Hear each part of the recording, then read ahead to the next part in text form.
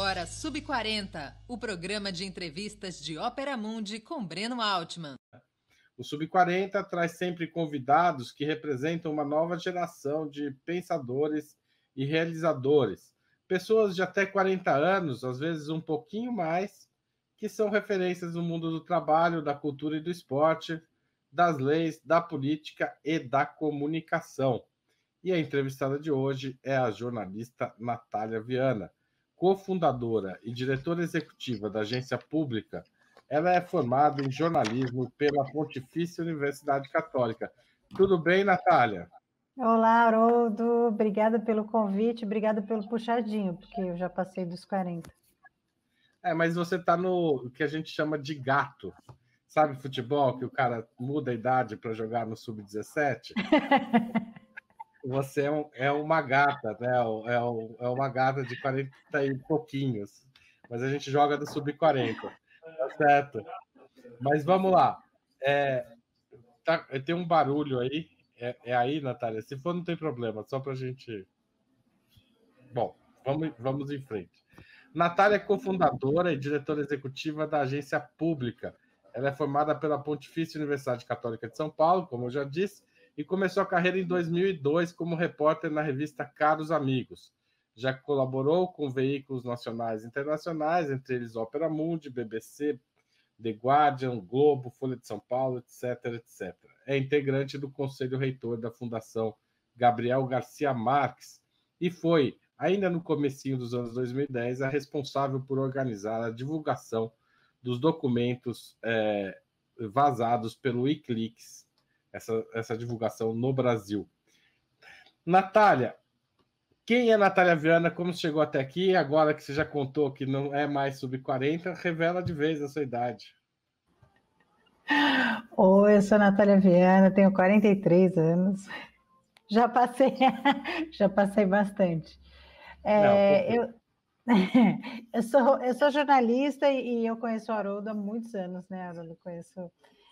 Eu fui freelancer da Ópera Mundi antes da fundação da Pública, né? Eu fui freelancer da Ópera Mundi nos anos 2009, 2008, 2009, logo no lançamento da Ópera Mundi. Eu lembro que eu fiz uma reportagem que me marcou muito, que foi uma reportagem no sul da Colômbia, em que eu fiz uma reportagem. Eu fui para algumas aldeias indígenas, algumas comunidades indígenas, e eles viviam entre o acosto das Farc e dos paramilitares, e era uma situação super difícil ali dos indígenas. Também trouxe um vídeo do uso de agrotóxicos, que eles jogavam agrotóxico em cima das comunidades indígenas, eles usavam como tática de guerra, né?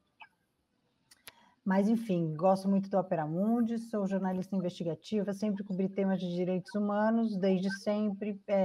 Comecei minha carreira na Caros Amigos, né? Por conta disso, acabei cobrindo muito a questão de direitos humanos e movimentos sociais.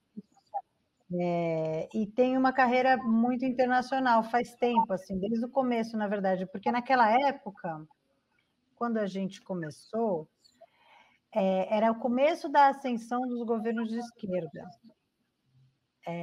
Na América Latina. Então, eu cheguei a cobrir essa onda, né, essa primeira famosa onda rosa, que, né, ou seja, o Evo Morales, fui para a Bolívia antes do Evo Morales ser eleito, o Evo Morales, o Chaves, o Lugo, enfim, Mujica, Lula aqui no Brasil. Então, eu comecei a minha vida como repórter independente, eu mesma juntava meu dinheiro e ia para esses países fazer as reportagens. Nisso, eu cobri muito as questões da guerra às drogas em vários países, mas principalmente na Colômbia e na Bolívia, né, onde os Estados Unidos tinham uma presença ainda muito mais forte por conta da guerra às drogas. E... depois eu fui para a Inglaterra, fiz mestrado lá, que foi onde eu conheci alguns dos mentores do Wikileaks. Eu acho que o retorno é do seu microfone. Se você desligar o seu microfone, porque estava dando um eco aqui. Então, quando eu fui para a Inglaterra fazer um mestrado, eu conheci uma pessoa que era um mentor, assim, como se fosse um mestre, um professor do Julian Assange, que era um jornalista americano investigativo mais velho, chamava Gavin McFadden. E eu fui trabalhar na organização dele. A organização dele era uma organização sem fins de lucro, mais ou menos como a Pública foi uma inspiração para a Pública, chamava Center for Investigative Journalism, e era ligado a uma universidade. Eu estagiei com ele, aprendi com ele, voltei para o Brasil, e aí 1 ano, 2 anos depois, quando o Julian Assange ia lançar os documentos do Cablegate, que são os documentos das embaixadas, o Julian Assange decidiu que ele precisava de jornalistas desses lugares, para ajudar ele a pensar como é que seria a publicação, porque até então ele só estava fazendo parcerias com veículos do norte, né? Ele estava fazendo parceria com o Guardian, com o New York Times, com o El País e com o Der Spiegel, e ele sabia que, como eram documentos de todos os países, precisava de um olhar local, né, para poder determinar o que é importante e o que não é. E aí o Gavin me sugeriu meu nome e ele me procurou.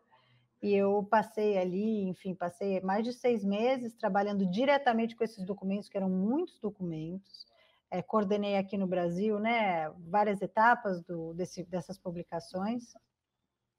Inclusive começamos, né, com a Folha e com o Estadão, depois passamos para blogueiros, depois a Pública mesmo, já depois de lançada, ainda fez mais uma série, eram documentos com muita informação, né, muito preciosos. E aí, nisso, a gente lançou... Era preciso entender, né, porque também tinha a plataforma do Wikileaks. Na verdade, tinha um acesso para o Cablegate, tinha uma plataforma com todos os documentos. Todos os jornalistas, na real, podiam procurar lá. Eu lembro que o Opera Mundi fez, acho que em 2011, quando tem o acidente nuclear de Fukushima, reportagens importantes baseadas nesses documentos, que mostravam que os Estados Unidos já sabiam da fragilidade de segurança das usinas nucleares japonesas. E estavam nesses documentos, né? Os documentos ainda estão lá. A questão é que, assim, o que o Wikileaks exigia era que a gente lesse todos os documentos, tirasse os nomes de informantes que poderiam sofrer alguma violência, e depois da publicação nos jornais parceiros, aí é tudo para o site. Ainda vai, viu? Ainda estão lá. Inclusive, que são documentos mais antigos, mas ainda assim, eu volta e meia vou lá para ver o que os documentos dizem. Eles vão, acho que é uma década, eles pegam bem a década do governo Lula, né, entre o começo dos anos 2000 e 2010, mas são todos lá, chama Plus D Library. Se você digitar Plus D Wikileaks, você tem acesso a todos esses documentos, todos publicados online. Depois você passa no chat privado o endereço para o Igor pôr na tela, para ajudar quem está assistindo. Natália, como surgiu a agência pública? Então, a agência pública, ela nasceu muito desse experimento, porque por algumas coisas, eu acho que ficou muito claro para mim, naquela época, e conversando com a Marina, que é a cofundadora, né, que os jornais, eles não tinham... Naquela época, os jornais não tinham uma estrutura de investigação, não tinham uma equipe investigativa. Isso depois até chegou a mudar. Como os jornais, desde aquela época, vêm muito em crise, às vezes eles têm, às vezes eles não têm. Mas hoje em dia, tem vários jornais que têm. Por exemplo, a própria equipe da Andresa Matais, em Brasília, é uma equipe investigativa, né, que foi quem revelou o orçamento secreto. Mas não tinha essas equipes investigativas. Então, trabalhar com esses documentos com os jornais deixou muito claro que faltava esse tipo de trabalho, né? Então, a gente percebeu que faltava haver uma ausência desse tipo de trabalho investigativo mais aprofundado, mas menos ainda nos temas que para a gente eram os mais importantes, que são questões de direitos humanos. Tanto eu quanto a Marina sempre cobrimos a questão de direitos humanos, né, na nossa carreira, e a gente sabia que naquela época ninguém ligava para... Gente, naquela época não tinha jornalismo feminista, ninguém falava de questão de raça e racismo, ninguém falava de conflito de terra, ninguém falava de indígena. Era realmente assim, se você olhar nos últimos 10 anos... Muito pouco, né? Você tem razão. Nossa, a cobertura mudou muito. Você entrevistar indígena... Então, impressionante. Não, e você entrevistar indígena, sabe, você prestar atenção no que o indígena fala, era super mal visto, porque eles achavam assim, não, isso tudo é esquerdista, era uma coisa, nossa, era realmente uma outra era. Mas a gente começou a existir investigando esse tipo de questão de direitos humanos. Então, a nossa primeira matéria, antes ainda dessa série do Wikileaks, é uma série sobre novos documentos sobre a guerrilha do Araguaia e a repressão no Araguaia, inclusive uma reportagem interessante que há vários relatos de que o Fleury chegou aí ao Araguaia para ajudar na repressão. Isso, nossa, vai fazer 12 anos agora em março. Depois toda a questão do Wikileaks com o nosso olhar, claro, e depois a gente já desenhou melhor como é que seria a nossa cobertura, e naquela época, desde aquela época, a gente cobre conflito de terra na Amazônia. Naquela época eram outras questões, né? Era a questão do PAC, era a questão de mega hidrelétricas, era a questão de Belo Monte, etc, etc. E naquela época também a gente já cobria, e a gente cobriu muito as violações de direitos humanos em relação à Copa e Olimpíadas. 2014 então, a Copa e 2018, 2016 as Olimpíadas. Agora, o que mudou, assim, o jornalismo não devia ser investigativo por si, Natália? Não devia ter mais jornalismo, menos jornalismo investigativo e mais jornalismo, ponto? Eu, na verdade, eu não concordo com isso. As pessoas falam isso, mas eu acho... O que é o jornalismo investigativo, né? E por que a gente se chama de jornalismo investigativo? O jornalismo investigativo é um jornalismo que traz conteúdo absolutamente original. Você traz uma descoberta, você traz uma descoberta, uma conclusão a partir de juntar vários elementos diferentes. Então, por exemplo, eu estou querendo descobrir, eu estou indo atrás de entender um pouquinho melhor como é que foi um evento que o Exército promoveu, que saiu do padrão ali. O Exército promoveu enfim, um evento que saiu do padrão. Como é que eu faço para chegar nisso? De várias maneiras, assim, eu posso buscar pessoas que estiveram lá, eu posso pedir lei de acesso à informação para ver se há algum registro público, eu posso ver na internet se alguém comentou sobre isso, eu posso buscar documentos de quem esteve, eu posso buscar ata, ou seja, você tem vários tipos de técnicas que você usa, mas o que você faz é tentar entender o que aconteceu num determinado lugar. Bom, outro exemplo muito melhor do que esse que eu dei hoje em dia está todo mundo engajado em entender como é que foi essa invasão do nosso Congresso, ou seja, quem participou e quem foi omisso. Então, tem muita gente olhando para aquele tripé, né? Polícia, GSI e militares. Quem que errou, né? Quem que foi omisso? E se tem alguém que fez isso de propósito. Assim, muita gente olhando todos os elementos, você pode olhar as câmeras, o vídeo de dentro, o vídeo de fora, streaming, e também, claro, você tem o relatório que foi feito pela polícia, você tem quantos policiais estavam lá, esse monte de elemento. Isso é um jornalismo muito importante, porque o objetivo do jornalismo investigativo é apontar coisas que estão erradas na sociedade para outras forças da sociedade agirem, sejam movimentos sociais, sejam políticos, sejam governos, sejam legislativos, né? Então, isso acontece muito frequentemente. Então, muito frequentemente, algumas das nossas reportagens acabam mudando o rumo das coisas. Agora, esse é um tipo de jornalismo que leva tempo, custa muito dinheiro, e não é o jornalismo que você lê todo dia, porque muitas vezes o jornalismo é apenas relatar fatos. E é importante que isso exista. Então, vamos lá. Tem um buraco aqui na rua, é super importante que alguém chegue lá e diga que há um buraco na rua. Com isso, você está sabendo que tem um buraco na rua, você sabe que vai ter trânsito e você muda seu curso de viagem, por exemplo. Isso é um jornalismo investigativo? Não é. Mas é um jornalismo de contar a realidade. Então, eu acho que há um pouco de pretensão nessa fala, e também há uma outra coisa. Eu não acho que o jornalismo investigativo é melhor que outros tipos de jornalismo, tá? Eu acho que ele é feito por um tipo de pessoa que é obsessiva, é bastante incansável, é bem menos aventureiro do que as pessoas acham, porque mesmo o Wikileaks, né, que as pessoas têm uma... O Wikileaks realmente foi, naquele vazamento naquela época, aqueles vazamentos foram muito... tiveram um impacto enorme, mudaram o mundo. Julian Assange é uma pessoa fascinante. A gente se escondia, né? Para não dizer onde a gente estava, olhando os documentos e tal. Mas o trabalho em si, gente, era ler milhões de documentos em tabela de Excel e ficar comparando um com o outro e tentando determinar se o documento era verdadeiro, se tem mais elementos para dizer que aquela história de fato existiu, etc, etc. Então, o jornalismo investigativo de se fazer realmente é um trabalho muito minucioso e às vezes maçante, para quem não gosta, né? Eu adoro. É bunda na cadeira, né? Uma parte grande é ter paciência de ficar sentado e analisando os documentos.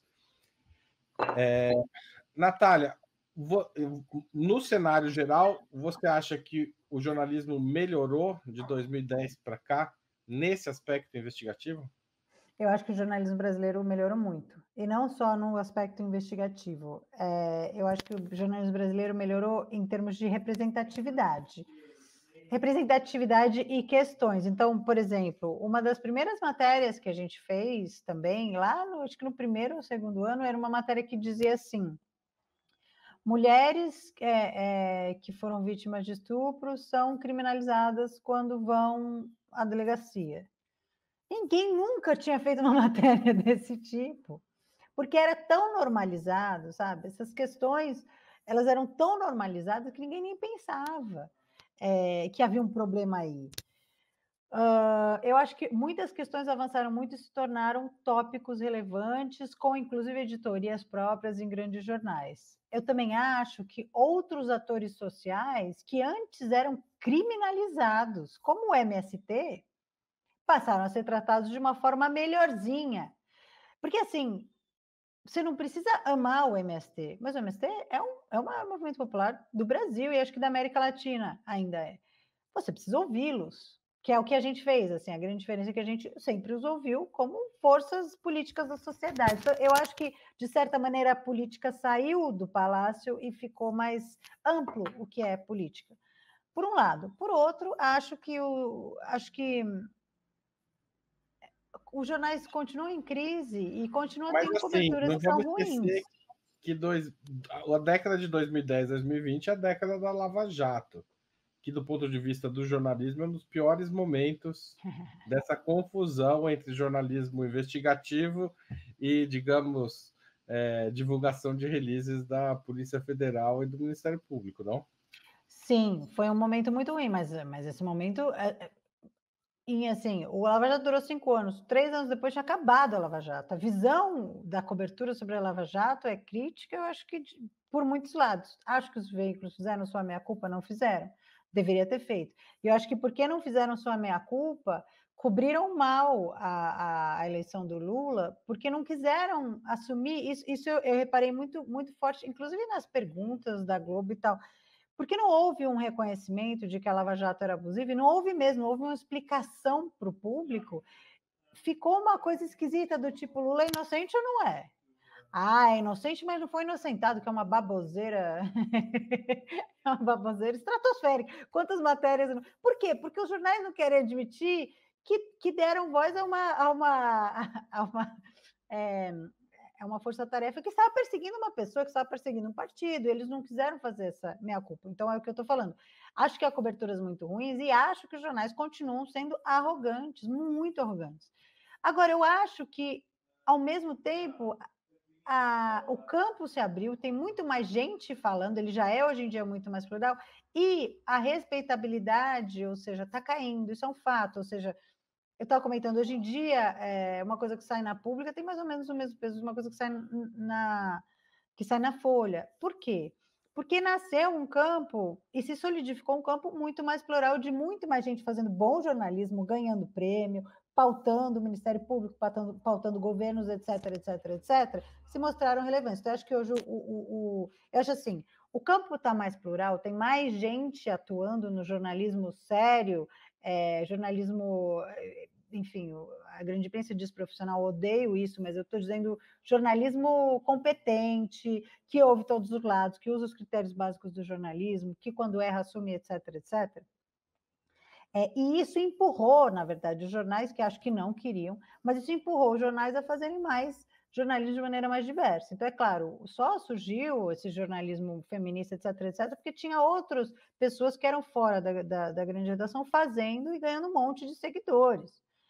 Nada é porque eles resolveram ser bonzinhos e fazer uma autocrítica, é muito o mercado vai empurrando. Então, estou sendo aqui meio capitalista, mas assim, no fundo, a competição melhorou o jornalismo como um todo. Agora, quer falar da Lava Jato? Vamos falar da Lava Jato. É um absurdo o que aconteceu. A Lava Jato pautou os principais jornais e capturou alguns dos principais jornalistas investigativos do Brasil, mas é importante a gente lembrar duas coisas. Primeiro, muitas investigações de corrupção, inclusive algumas do qual o Moro já tinha participado, foram sufocadas pelo governo federal. E aí você tem toda a questão da Odebrecht, eu esqueci o nome da outra operação, que foi onde esse pessoal já tinha trabalhado. Elas eram sufocadas pelo governo federal, então havia uma energia de frustração. Banestado. Havia uma energia de frustração nos jornalistas que eram jornalistas investigativos, por um lado. Por outro, havia um clamor da sociedade por mudança, que apareceu em 2013. Os lavajatistas se aproveitaram disso para aprovar a lei que foi aprovada pelo governo Dilma, das organizações criminosas, etc., etc.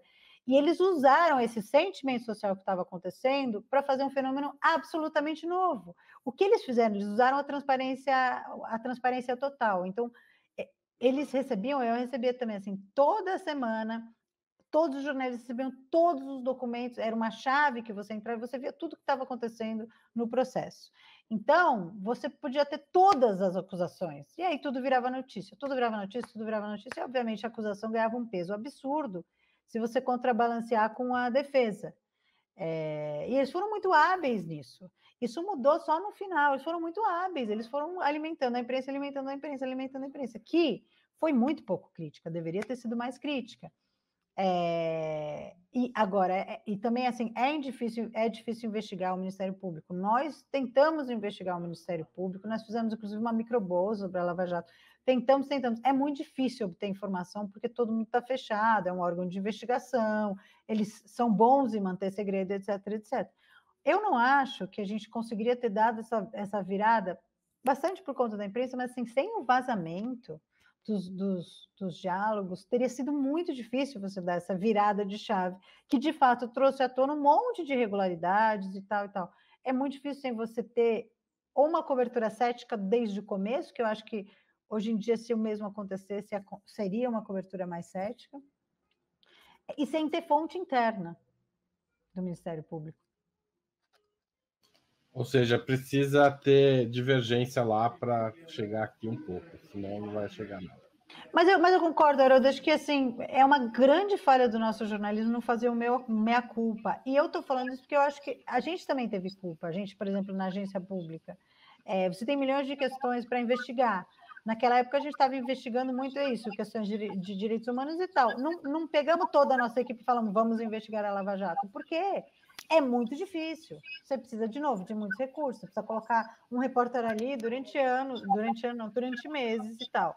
Então, eu estou fazendo minha meia-culpa, mas eu acho que faltou a meia-culpa da grande imprensa. E é o que eu digo, se a grande imprensa, se a imprensa, acredita que Lula, que o processo era enviesado e o Supremo tem razão de jogar esse processo fora, porque era enviesado. Há provas que o juiz estava perseguindo o Lula, então Lula é inocente.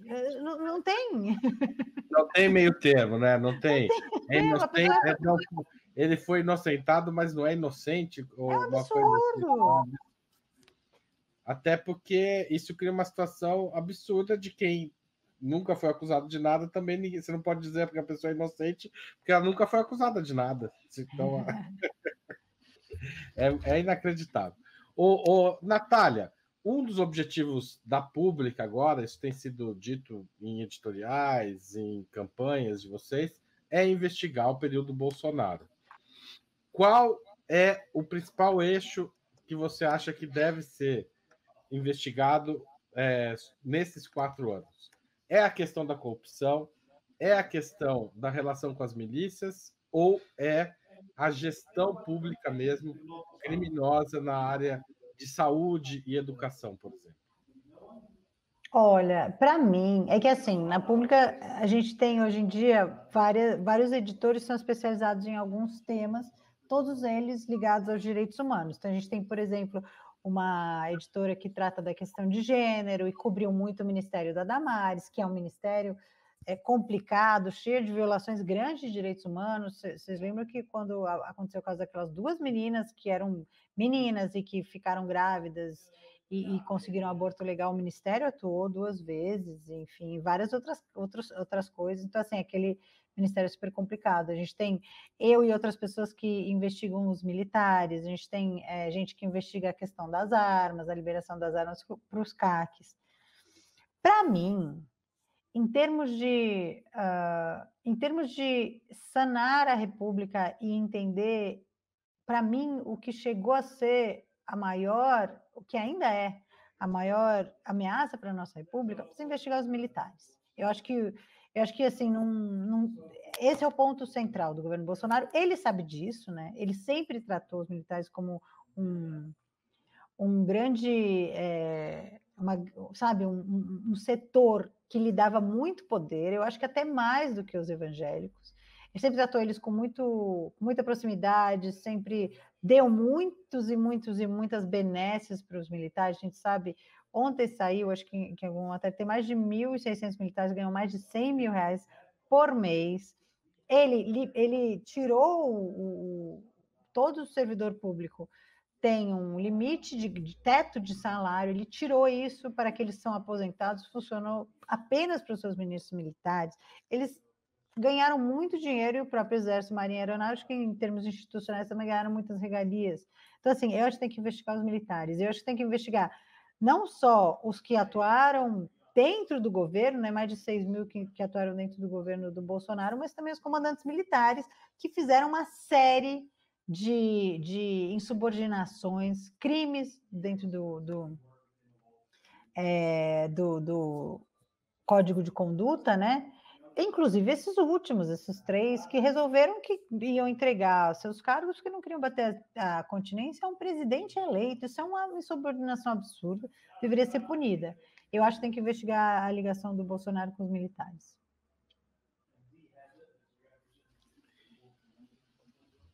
E como foi os anos Bolsonaro na pública e no jornalismo investigativo? Isso é uma boa pergunta, porque justamente uma das coisas que a gente acabou de lançar uma campanha, quer dizer, a campanha está no finzinho, até o Breaking News a gente conseguiu chegar a 2 mil apoiadores, que era o nosso, apoiadores mensais, né, que era o nosso objetivo. E o que a gente está pedindo para eles? Apoio que eles financiam a pública mensalmente, porque a gente quer dedicar uma parte da nossa equipe apenas a fazer um mutirão de lei de acesso à informação, para a gente obter várias informações que não foram divulgadas ao longo do governo Bolsonaro. O governo foi o primeiro governo que não foi de continuidade, foi o primeiro governo eleito depois da promulgação da Lei de Acesso à Informação, que foi feita pela Dilma. E foi esse governo utilizou o segredo, ele reverteu a tendência que era de mais transparência e usou o segredo como norma. Então, a história do sigilo de 100 anos, a história das negativas de like, a gente perdeu acesso a informações públicas, a gente perdeu acesso a dados que deveriam ser abertos para todo mundo. Então, por exemplo, mesmo assim, o nome dos militares comissionados a gente não tem, nomes de pessoas que visitaram o presidente da República a gente não tem. A gente busca isso e eles dizem, por exemplo, a gente pediu o nome de todo mundo que foi no Palácio do Planalto, e eles escrevem assim, a gente não vai dar esses nomes porque foram visitas informais. Assim, como assim, visita informal no Palácio do Planalto? Pois é, como assim? Ou seja, é um absurdo, é acobertamento de dados que deveriam ser públicos, e obviamente quem esconde, né? Quem é um poder público que esconde o que faz, tem muito para ser descoberto aí, né? Eu acho que sim, com essas informações dá para descobrir mais esquemas de corrupção, dá para descobrir mais, principalmente muitas ilegalidades, mas eu acho que o que mais me importa é olhar no que os militares cometeram crimes. Casos mais gerais, por exemplo, agora com o cartão corporativo, né, alguns dos dados já começaram a ser revelados, mas não é a totalidade dos dados, mas a gente, por exemplo, localizou gastos enormes em lanchonetes, mais enormes, assim, de 36 mil numa lanchonete em dia de motociata, né? Isso em vários lugares onde houve motociata, gastos enormes em lanchonetes, mas enormes mesmo, assim, 36 mil, assim, não é... Ou é quentinha para todo mundo, ou é um esquema que pode ser que repita muito bem aquele esquema que todo mundo sabe da rachadinha, que é você dá um pagamentão e aí você vai tirando em dinheiro e isso vai sendo redistribuído, que é o tipo do modus operandi que a gente sabe que o Bolsonaro faz, né? Não tô inventando, isso existe, isso existiu, está muito bem documentado. Ô, Natália, você publicou em 2021 o livro Dano Colateral, que trata do retorno dos militares à política, pela editora Objetiva. A produção desse livro mudou a sua leitura sobre o governo Bolsonaro ou não? Ela apenas confirmou o que você já vinha pensando? Assim. Como é que foi produzir esse livro? Olha, eu comecei esse livro, Haroldo, na época, comecei essa investigação na época da intervenção federal no Rio de Janeiro. Porque naquela época eu comecei Ou seja, antes ainda do governo Bolsonaro. Antes ainda do governo Bolsonaro. Temer, quando tem a GLO e que tem a morte da Marielle logo no começo da GLO, certo? Exatamente. Antes ainda da morte da Marielle, né? Eu comecei a fazer essa investigação, porque quando você trabalha com direitos humanos, você sabe que assim, um dos grandes problemas que a gente tem em direitos humanos no Brasil é a violência contra as comunidades do Rio de Janeiro, isso desde sempre. E Rio de Janeiro, inclusive, é um lugar que tem muitos e muitos e muitos militares, que mesmo assim enfim, tem crise, tem um passado e um presente de crise de segurança pública enorme, muito difícil de resolver. E aí, quando você pega um interventor militar para cuidar daquela situação, você necessariamente já acende um monte de luz vermelhas e fala, não, peraí, alguma coisa está errada. E aí eu resolvi investigar se os militares, eles mesmos, tinham matado civis ao longo dessas GLOs que cresceram muito ao longo do governo Lula. E eu descobri várias coisas, mas uma das coisas, eu acho que não mudou a minha visão sobre o governo Bolsonaro, mas mudou muito a minha visão sobre o Exército, bem especificamente, e sobre os comandantes do Exército. Ficou muito claro para mim, por exemplo, que houve uma decisão do comandante Eduardo Vilas Boas e do seu alto comando de transformar o Exército de novo num órgão político, que não era. Tinha deixado de ser depois do final da ditadura, mas o Eduardo Vilas Boas decide, e ele fala isso inclusive no livro dele, ele decide que o Exército tem que ser ouvido naturalmente sobre questões nacionais do país. Isso é uma decisão. O tweet faz parte dessa decisão, aquele tweet em que ele ameaça o Supremo. E você percebe, você olhando a trajetória das pessoas que vão para o governo do Bolsonaro, que muitos deles, ou a grande maioria, atuaram e tiveram uma proeminência, inclusive pública, na época do Haiti, na época da missão do Haiti, e também nessas operações de GLO dentro do Brasil. E aí você percebe várias coisas, inclusive que a imprensa... E, olha, eu não gosto de ficar falando da imprensa, porque nós todos somos jornalistas, e eu digo, a imprensa, nós todos temos culpa. Eu acho muito ruim um ficar acusando o outro, assim como eu acho muito ruim eu ficar falando que uns são jornalistas profissionais e outros não são. Mas houve, aí de fato a gente não colabora com isso, mas sim, vários veículos de imprensa começaram a chamar esses generais para dar entrevista. O próprio general Heleno era comentarista da Band, etc, etc. Você acabou dando um status justamente de comentaristas de temas nacionais a militares, e não deve ser assim, isso foi um engano grande. Não deve ser assim. E eles foram se sentindo extremamente empoderados, negociando benefícios para si próprios, e foi isso que acabou gerando o governo Bolsonaro. Os militares, principalmente os de alta patente generais, são pessoas muito estudadas, são muito estudadas com o nosso dinheiro, tá? A gente que paga, a gente que financia toda a formação deles, que ganham altos salários, que discutem, sim, as questões nacionais muito profundamente na visão militar, que é uma visão, em essência, antidemocrática, né? Eu já escrevi bastante sobre isso também. E aí eles se acham mais capacitados, inclusive vários se acham muito mais capacitados do que os civis para discutir os rumos do país. É mais ou menos isso que aconteceu. E o Bolsonaro acreditou, enfim, acredita nisso também. É uma visão que ainda impera dentro do Exército, nesses comandos, e que ainda impera dentro da caserna no geral, das três forças, de que o poder... Deixa eu só terminar. Que o poder civil, depois do final da ditadura, falhou, é corrupto, é incompetente e não deveria ser, e que o nosso governo não deveria ser regido pelo Poder Civil, porque ele falhou. Então, eles veem que a nova república é um fracasso. Então, Natália, duas questões aí. Eles não têm uma visão crítica sobre o resultado final da ditadura, que entrega o país com uma hiperinflação, uma distribuição de renda terrível e um endividamento externo absurdamente grande, né? Para a época, para as condições, o tamanho do PIB da época. Ou seja, o governo Figueiredo o Figueiredo sai do poder em 1985 e tenta desaparecer. E, de fato, consegue, ao contrário dos generais argentinos que foram todos para a cadeia. O Figueiredo não foi, mas ele entregou o país numa situação dramática do ponto de vista, é como se o Brasil tivesse perdido uma guerra sem ter ido para o campo de batalha. Os argentinos foram para o campo de batalha e, de fato, perderam a Guerra das Malvinas. Mas o Brasil estava destruído no final da ditadura. Eles atribuem a que essa destruição? Essa é a primeira questão. A segunda é: o Bolsonaro não seria. Você descreveu o alto generalato como um grupo de pessoas bastante estudadas, esforçadas, inteligentes, que discutem profundamente os problemas do país, ainda que na ótica deles. O Bolsonaro não seria tosco demais para essa gente?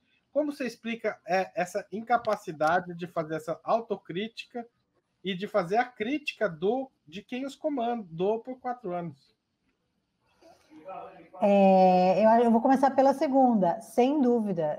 Você tem relatos, por exemplo, do próprio general Heleno, que também não é assim a pessoa mais elegante do universo, falando: nossa, mas esse cara é tosco demais, quando ele conheceu o Bolsonaro.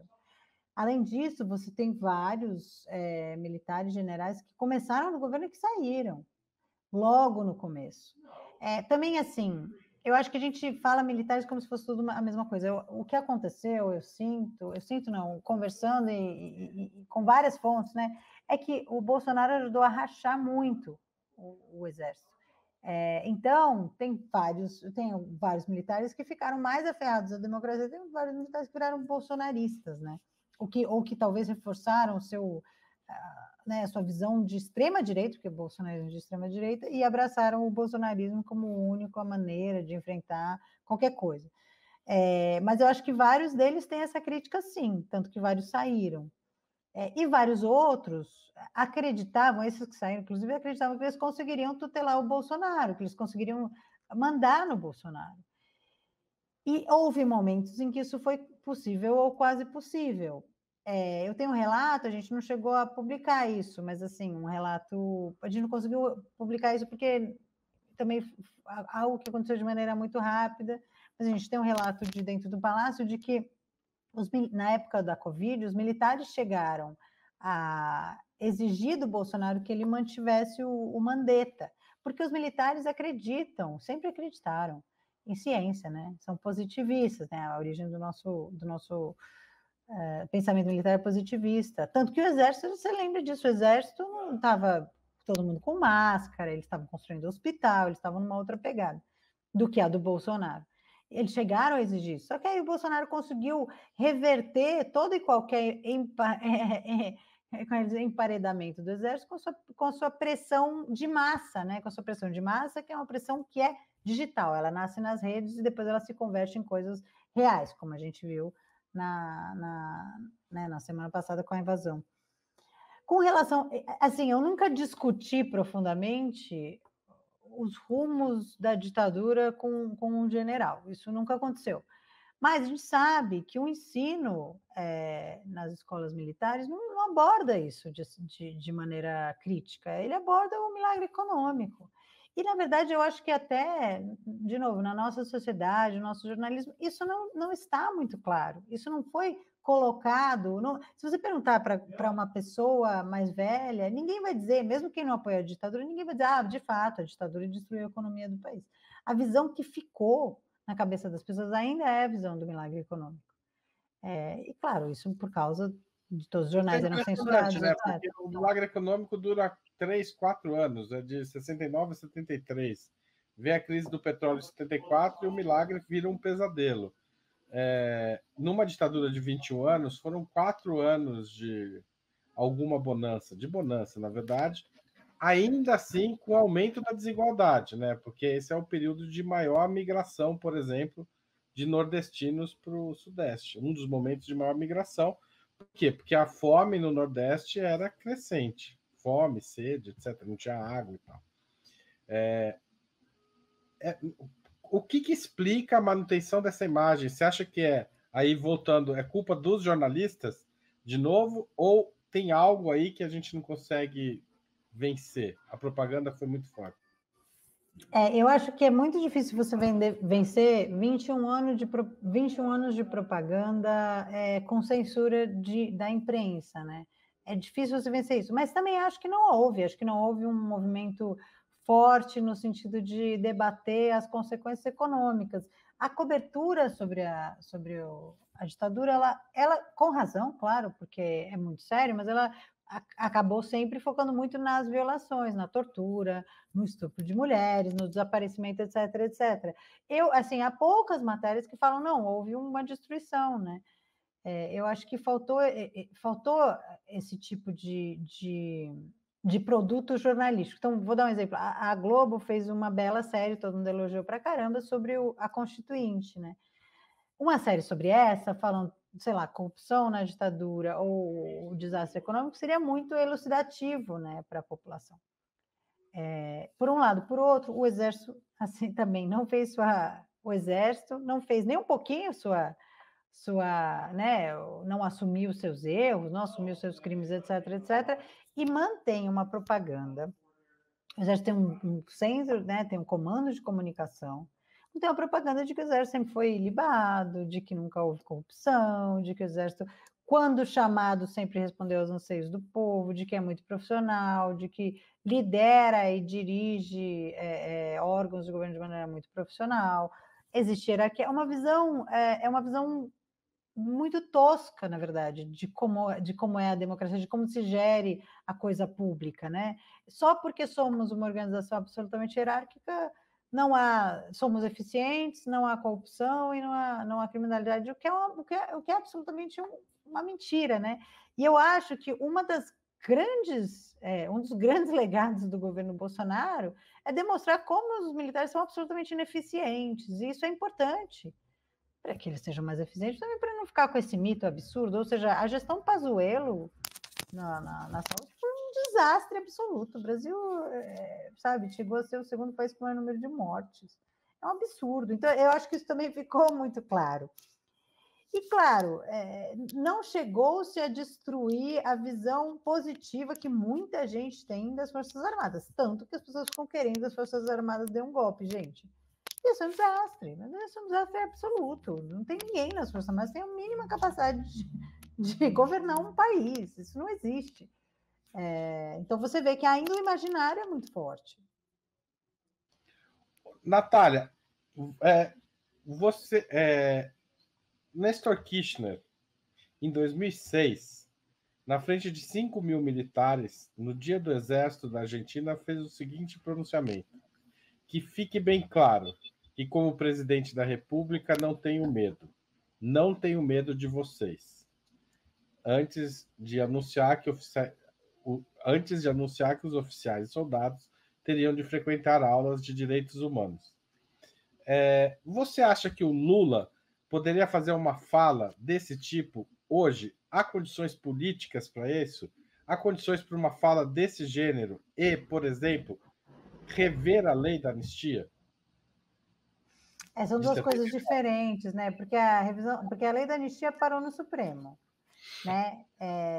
Ela ainda, se eu não me engano, foi votado de maneira monocrática. Eu não sei se já foi votado de maneira colegiada, mas eu sei que a briga é no Supremo e não cabe ao governo federal, ou seja, não cabe ao executivo se atuar nisso. Tanto que o executivo atuou isso, eu acho que até o quanto, enfim.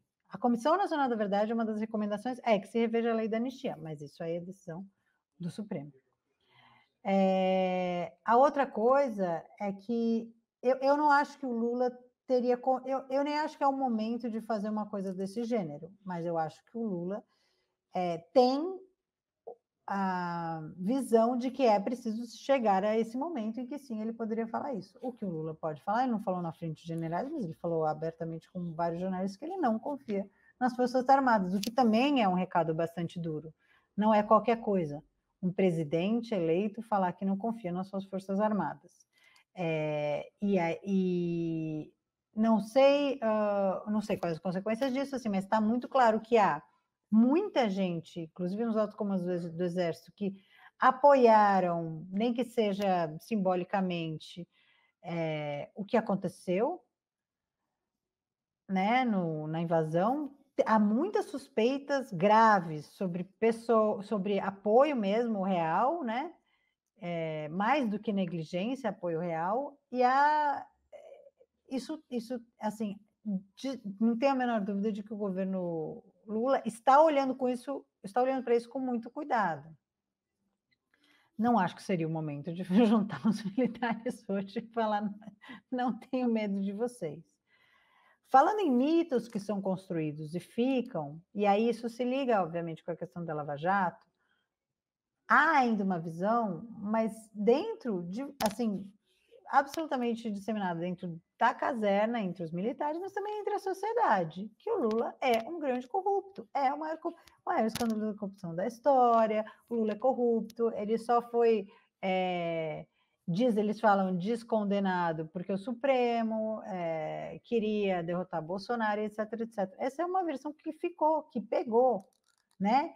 E de novo, acho que a autocrítica e a crítica mais séria da Lava Jato não foi feita ainda pela grande imprensa, pelas televisões e tal, que tem maior alcance de público, não foi feita. Então, essa visão ela continua sendo preponderante em vários setores da sociedade e é preponderante em vários setores do Exército também. Então, você tem um problema aí, que é um problema de reconquistar essas pessoas também, sendo que elas continuam sendo bombardeadas por essa mesma visão dos fatos. E é uma versão dos fatos que é baseada em desinformação e que chama elas à ação, né? O Gustavo Petro, quando assumiu a presidência da Colômbia, de uma limpa, ele aposentou todo o alto comando das Forças Armadas. Que condições tinham sido criadas na Colômbia para que isso acontecesse e o Petro conseguisse enfrentar essa situação? A opção do Lula não foi essa. Por que você acha que o Lula não adotou essa mesma estratégia, já que ele declarou não confiar nas Forças Armadas? Não, Haroldo, eu acho que calma. O governo assumiu em 1º de janeiro. Eu tô calma, só estou colocando um problema. Não, mas é que assim, uma semana depois teve uma tentativa de golpe de Estado com possivelmente atuação de pessoas importantes das Forças Armadas, né? Ou seja, primeiro precisa entender o que aconteceu. E eu acho que o governo está olhando isso, porque se você tomar uma atitude do nada, sabe, sem justificativa, tirando, pode ser pior, inclusive, né? Você teve 2 meses de familiares de militares acampando na porta dos quartéis. Essa situação ela está muito, muito, muito complexa. Eu acho que qualquer atitude precipitada pode dar muito, muito, muito ruim, pode dar muito errado. O problema, eu acho, que é o que o Bolsonaro sempre apostou, o problema do Exército é que é muita gente, e você disseminar o caos dentro do Exército é muito perigoso. Esse é o problema. Eu não acho que de jeito nenhum as Forças Armadas estão todas juntas, eu acho que tem um monte de gente que tem visão muito diferente, eu acho que a hierarquia e a disciplina já foi, sabe, já está super...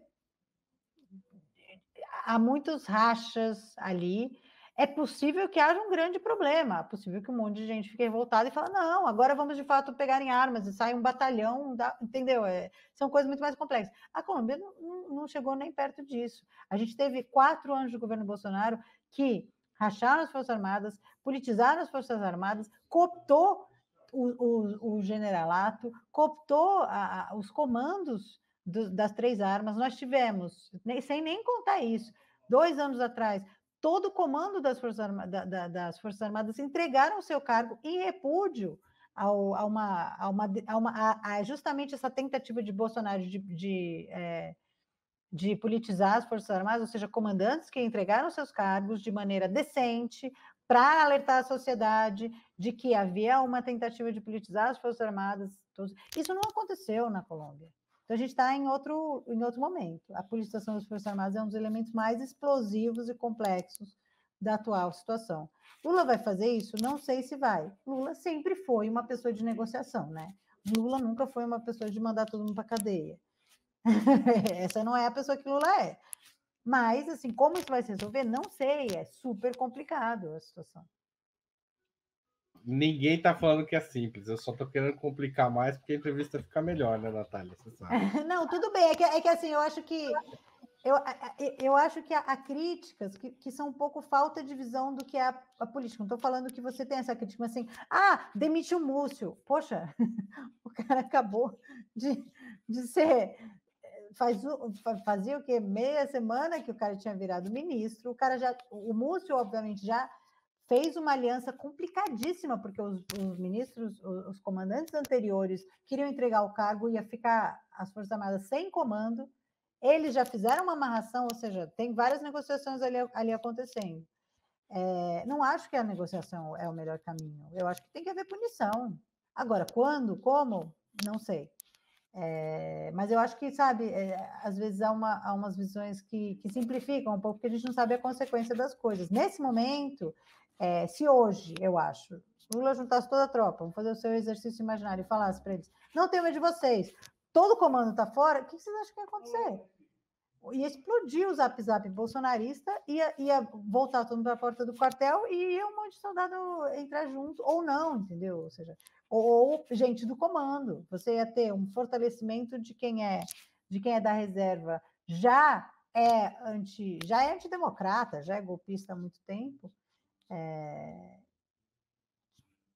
Enfim, Agora, é possível construir umas Forças Armadas democráticas?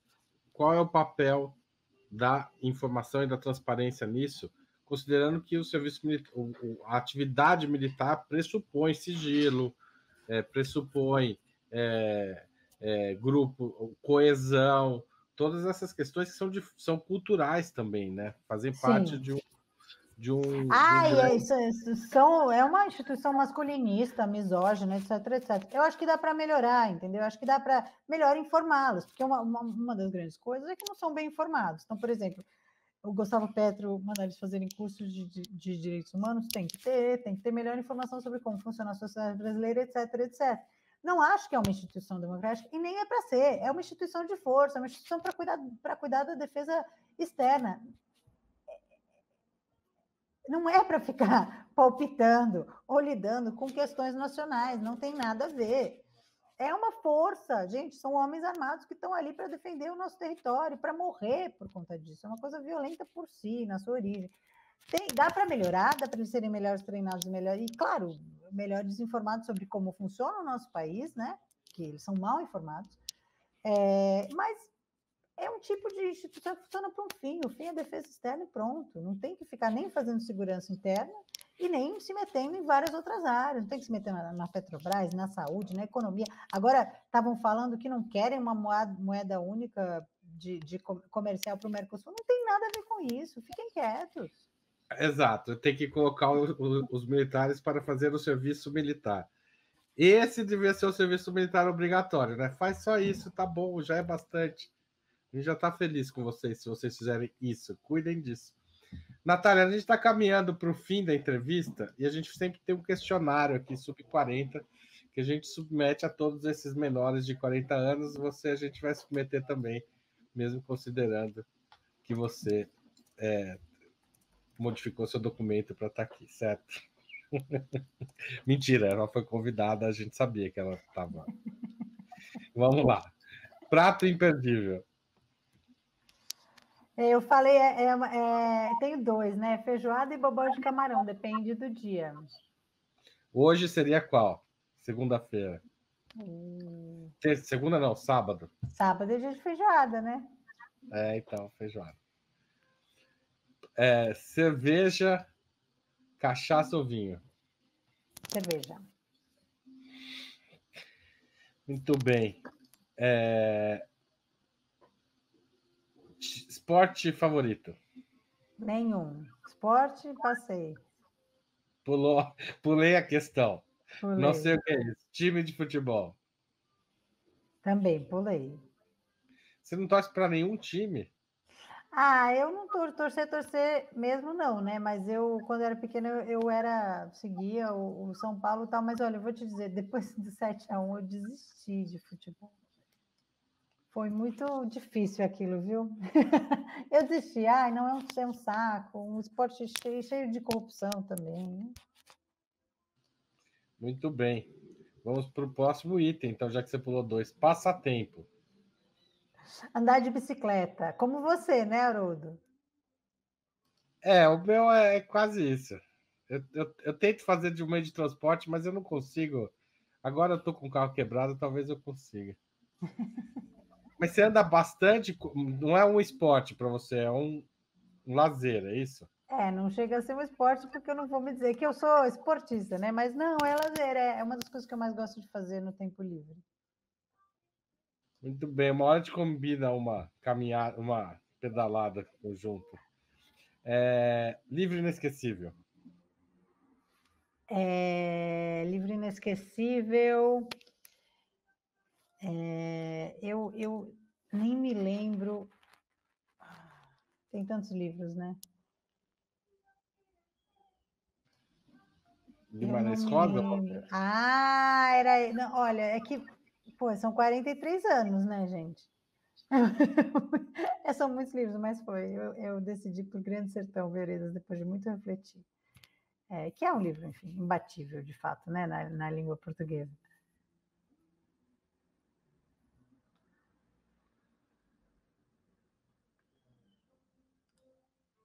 Você leu a primeira vez quando?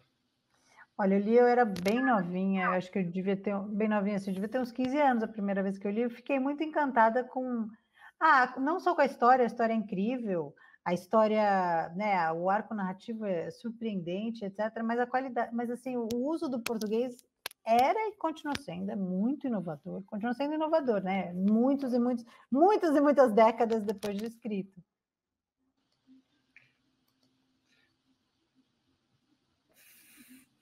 Música preferida. Música, não, era cantora preferida, que é a Tudo Bjork. bem, pode ser. Eu escolhi a Bjork porque, de novo, também, a Bjork também é uma cantora, é uma compositora e uma música, né, uma cantora muito original. Eu acompanho ela há muito tempo e ela nunca se repete, ela sempre está na fronteira do esquisito com o lírico. Eu conheci a Bjork. Uma vez eu estava na Islândia, num bar, e ela apareceu. E eu falei com ela foi muito simpática comigo, e ela é uma pessoa, assim, muito intensa, ela tem tiques e tal, foi muito interessante conhecê-la. Tiete mesmo, da Bjork. Tiete, conheci ela, quase morri. Filme marcante. Filme marcante, de novo, muitos filmes, difícil de escolher. E aí, para não pegar um filme muito antigo, eu achei que poderia lembrar do Relatos Selvagens, que já é meio antigo, mas é um puta filme legal, né? Eu lembro quando saiu, faz quantos anos? Faz bastante, 2014, olha só, faz 8 anos. Mas eu lembro que também foi um filme que foi muito legal, porque levou o humor negro ao mainstream, né? E é um filme prazeroso, inteligente. Fora que os argentinos merecem, né? Eu não vi esse último filme, que tá todo mundo falando, 1985, preciso ver. Você viu? Eu vi. É E bem vale a interessante. pena? Vale a pena. E ele coloca a questão de que é preciso agir rápido, sabe? Antes que as provas se apaguem, antes que a memória se construa de maneira doce. Então, às vezes, um pouco de ansiedade talvez faça bem nessa hora, não? Eu sei que a Não, situação. você tem razão. Ou seja, eu acho que é preciso investigar e punir o mais rápido possível quem está envolvido nisso tudo, seja militar ou não. A nossa discussão era sobre o que fazer com a institucionalidade, né? Concordo plenamente com você.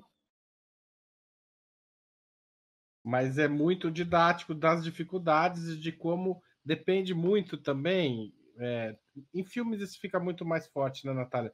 Mas da coisa da moral, né? Assim, tipo, o cara tem um dever, né? Como um integrante do Ministério Público lá, ele se sente no dever de cumprir o papel dele. E como ele vai fazer isso, ele percebe que a instituição está muito envolvida também com a ditadura, e ele seleciona jovens procuradores que ainda não estão mergulhados nos problemas, nos dramas, nas dificuldades. Então, também o papel dos jovens procuradores junto com o procurador sênior fica muito evidente ali. É uma visão política, né, de como você agir, mas de fato, né, ou seja, a tradição do Brasil é a tradição da anistia, é a tradição dos acordões, né, com o Supremo, com tudo. Isso precisa ser rompido. E isso é muito marcante na posse do Lula, o grito de sem anistia, né, que ficou. Então, acho que é uma das posicionamentos mais firmes assim da população e que mistura tudo, né? Esse arco temporal, digamos assim, de 79 para cá, né? Eu acho bem interessante essa palavra de ordem. Mas siga.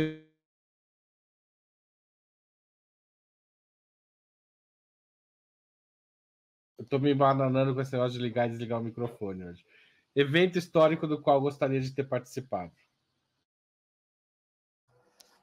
Eu falei uma coisa que é meio cafona, mas eu gostaria de ter participado da chegada dos europeus na América, né? A famosa descoberta da América, porque eu sou fascinada por aquela época, e uma das coisas que eu sou fascinada é porque é o encontro de um mundo que já se sabia que existia, mas ninguém tinha visto. Então, uma das coisas mais interessantes é que assim, os relatos dos primeiros europeus a chegar aqui, eles eram fantasiosos, eles tinham, por exemplo, eles viam seres que não existiam, eles viam pé grande, não sei o que lá. Ou seja, você chegar num limite, você ultrapassar um limite do que é o imaginável, deve ter sido muito fascinante. Obviamente foi horroroso, eu não queria ter participado de todos os massacres, não, tá, gente? Era só chegar e ver, e na minha fantasia de paz e amor, aprender com essa nova civilização, com esses novos povos.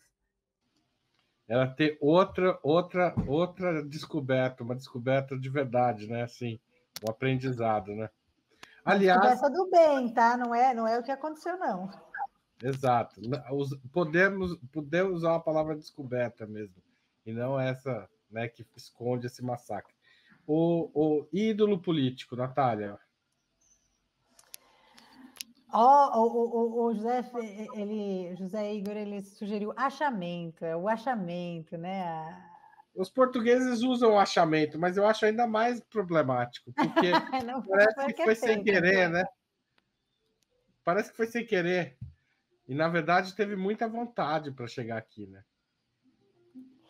Sim, não, e muita informação, né? Já sabia, né? Os vikings já tinham chegado, os chineses, muita gente já tinha visto. Mas, anyway, ídolo político é muito difícil, né? A gente diz ali na pública que político, polícia e juiz a gente tem que desconfiar sempre. Então, ídolo político é complicado, mas eu coloquei o Gandhi como uma liderança política impressionante de novo, também muito inovadora na sua visão de como lutar contra o Império Britânico, o maior império da época, onde o sol nunca se punha, e extremamente bem sucedido. Né? Tá certo. Natália, chegamos ao fim da nossa hora de entrevista. Muito obrigado por essa conversa. Foi um prazer te receber aqui. Era um prazer editar seus textos no Opera Mundi. Ainda é, de vez em quando, a gente edita lá os textos da Pública. Valeu. Obrigada demais, viu, Haroldo? Saudade de você. Vamos se encontrar. E obrigada a quem nos acompanhou. Tá certo. E agradeço também a todo mundo que contribuiu com Superchat, Super Sticker, Pix, assinatura solidária. Qualquer jeito de ajudar a gente é importante, porque, como você viu, o jornalismo independente cumpre um papel muito importante na democracia e é preciso financiá-lo, porque esse dinheiro não vem das grandes corporações, não vem das lojas americanas, não vem disso aí, não vem dos anunciantes tradicionais, tá certo? Muito obrigado e até a semana que vem. Valeu!